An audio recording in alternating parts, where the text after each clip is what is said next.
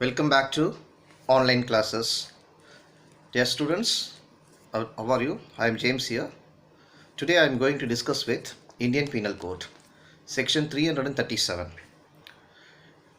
It explains causing hurt by act endangering life or personal safety of others. Okay, and also it explains about whoever causes hurt to any person by doing any act so rashly or negligently as to endanger human life or the personal safety of others shall be punished with imprisonment of either description for a term which may extend to 6 months or with fine which may extend to 500 rupees or with both. Okay, so above this section I will give you some commands. The section 304A deals with those cases where death is caused by a rash or negligent act. Okay, because 304A negligency.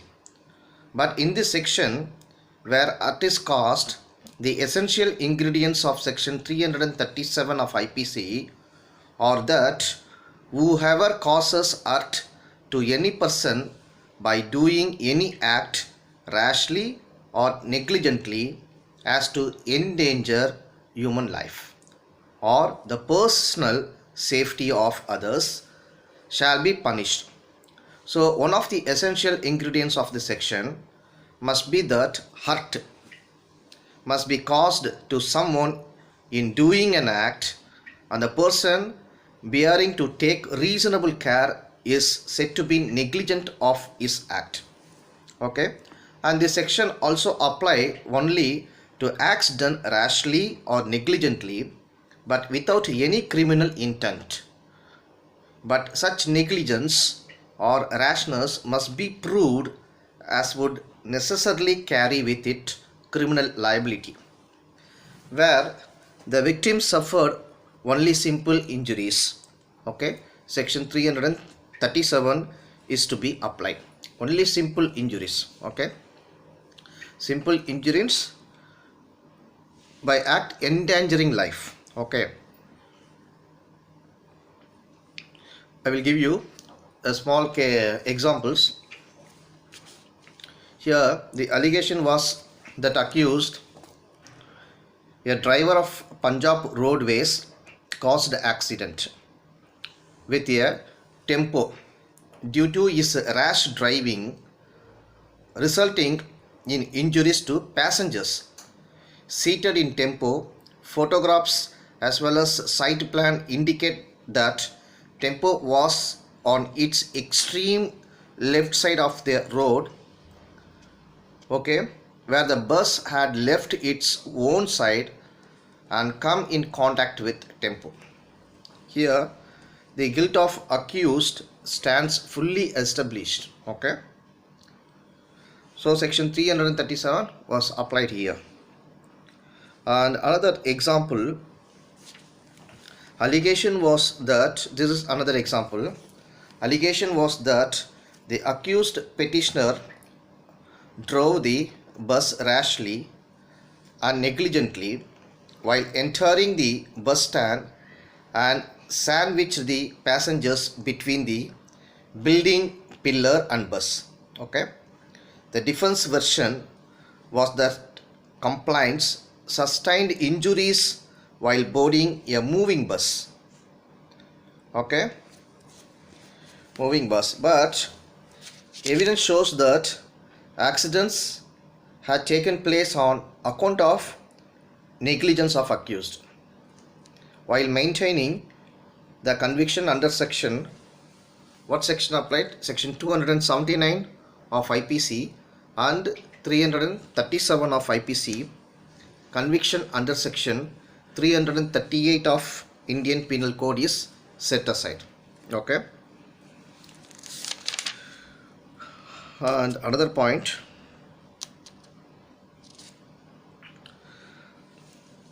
conviction under section 279 and section 337, how it will be.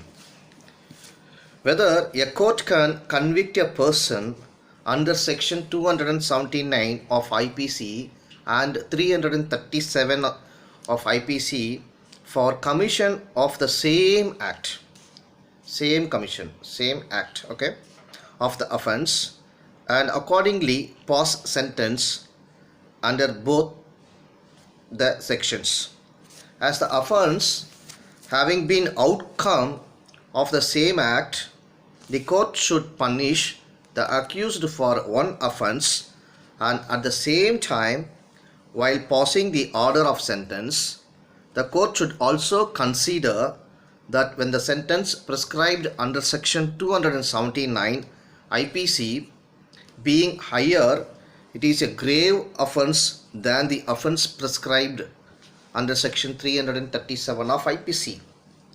The accused could be punished under section 279 of IPC only. Okay.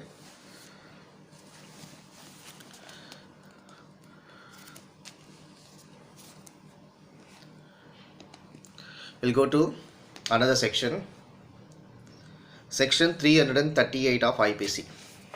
Okay, section 338 of IPC.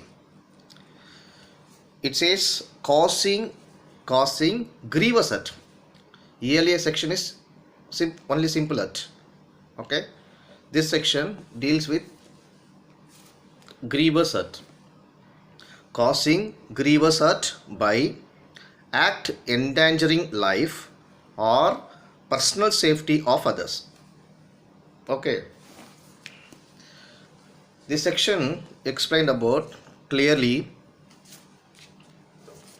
whoever causes grievous hurt to any person by doing any act so rashly or negligently as to endanger human life or the personal safety of others shall be punished with imprisonment of either description for a term which may extend to 2 years, or with a fine which may extend to 1000 rupees fine, or both jail and fine. Okay, as per above section, my comments is the last section provides for hurt. Last section 337 hurt. This section 338 provides for grievous hurt caused under similar circumstances. Okay, section 338 IPC is applicable when the other ingredients of section 337 of IPC are compiled with, and in addition to that, if a grievous hurt is caused to someone. Okay, now it's clear. We'll discuss example, then it is easy to understand. Example cases. Here, sexual intercourse causing injury. How it will be?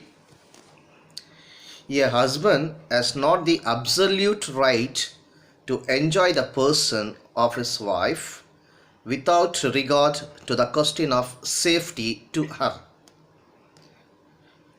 Hence, where a husband had sexual intercourse with his wife aged 11 years, wife age is 11 years, and she died from the injuries thereof, what happened? It was held that he was guilty of causing grievous hurt by doing a rash act under this section.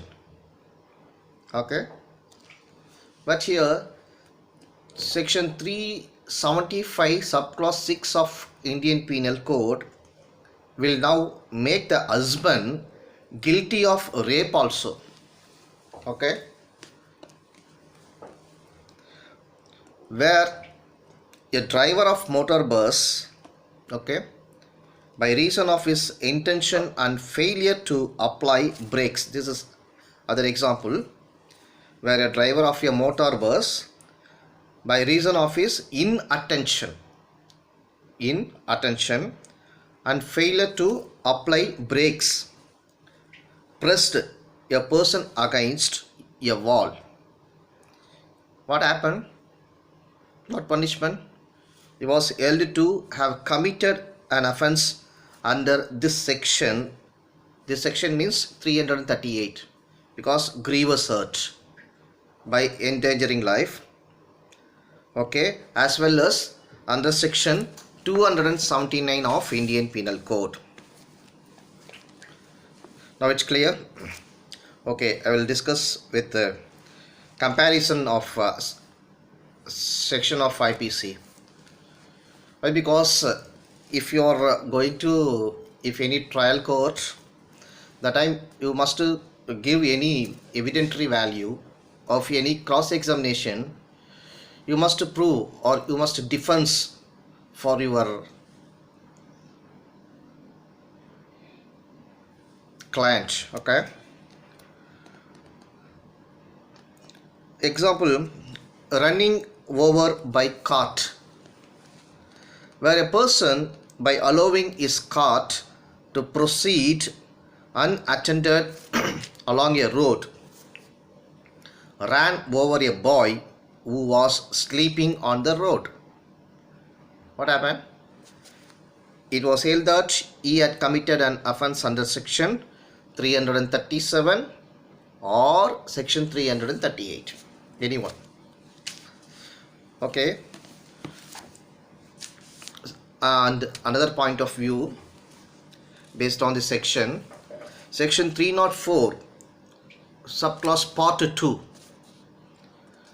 and section 338. The scheme of section 279 of IPC, 304A of IPC, 337 of IPC, 338 of IPC leaves no matter of doubt that these offences are punishable because of the inherent danger of the acts specified therein, irrespective of knowledge or intention to produce the result and imperative of the result. These sections make punishable the acts themselves which are likely to cause death or injury to human life. The question is whether indictment of an accused under section 304 subclause part 2 of IPC and the section 338 of IPC can coexist a case of single rash or negligent act. It can two charges are not mutually destructive if the act is done with the knowledge of the dangerous consequences which are likely to follow, and if death is caused, then not only that punishment is for the act but also for the resulting homicide, and a case may be fall within under section 299 or section 300. What is that section 299? Culpable homicide not amounting to murder. Under section 300 means definition of murder. Okay, various ingredients available. Okay, so depending upon the mental state of the accused, as whether the act was done with one kind of knowledge or the other, or the intention, knowledge. This is the main thing. Intention, knowledge is awareness on the part of the person concerned of the consequences of his act of omission or commission, indicating his state of mind. There may be knowledge of likely consequences without any intention. Criminal culpability is determined by referring to what a person with reasonable prudence would have known. Okay, the same section dealing with other type of negligence means the this is another point. point of view in the same section. Medical negligence, criminal liability. What is that? The only state of mind which is deserving of punishment is that which demonstrate an intention to cause harm to others, or where there is a deliberate willingness to subject others to the risk of harm.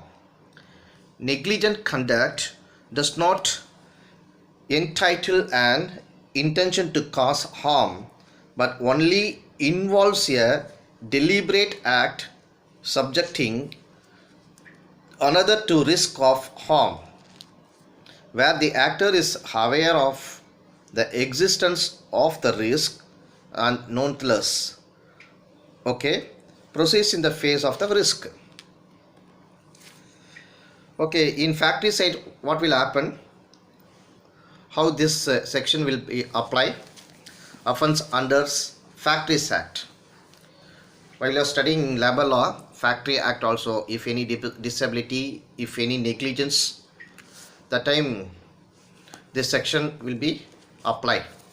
What is that? Offense under Factories Act. The ingredients of section 337 of IPC and section 338 of IPC and the provisions of the Fire Service Act and the Factory Act cannot be said to be one and the same. They apply to different situations for different purposes and for different measures to be taken by the owner or occupier of the factories. Even the steps to be taken under both the enactments are different, as we discussed above, and even if no fire accident had taken place, the provisions of Factories Act and the Fire Service Act will apply. But when there is no accident, section 337 and section 338 of IPC do not apply. Section 337 and section 338 of IPC are applicable where the owner or occupier, knowing very well that no preventive steps were taken and it will be dangerous for the workers to work in such a situation, and without any due regard to the consequences which a man would think and for the safety of the workers, extract work from them, and wherein from the circumstance it appears that such an act of extracting work from the workers amount to acting in rash and negligent manner. So therefore to attract section 337 of IPC and section 338 of IPC, something more, that is provisions of Fire Service Act and the Factories Act. Thus it is clear that section 337 and section 338 of IPC are applicable only in aggravated situations. Besides violation of the provisions of the Fire Services Act and the Factory Act, the Expression Act includes omission also. Now it's clear this above version. Students, I will close this session. We will meet you again next online classes, discuss with the new section. Be happy, stay with your legal mind. Improve your knowledge. Slow steady win the race. That's all. This is my single advice. Bye, see you. Thank you.